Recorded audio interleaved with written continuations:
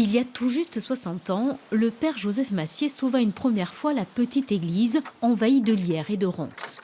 Passionné de vélo, le curé a décidé de la consacrer à la protection des cyclistes. Aujourd'hui, c'est Claude et une quinzaine de bénévoles qui consacrent une partie de leur journée à leur paradis.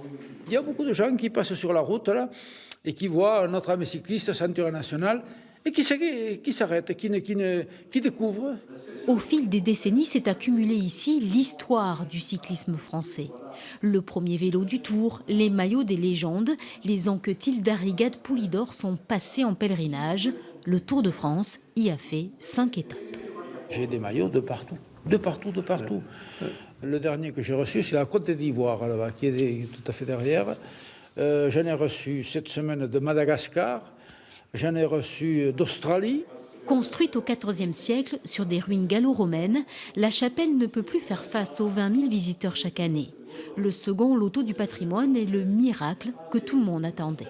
Cette chapelle, effectivement, a des problèmes d'humidité importants depuis des années.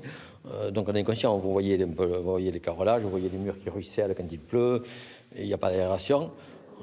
Donc nous sommes ravis d'avoir été sélectionnés. La Française des Jeux espère entre 25 et 30 millions d'euros de gains à la Bastide d'Armagnac. On se prend même à rêver d'une extension pour exposer les dizaines de vélos et les centaines de maillots encore dans les cartons.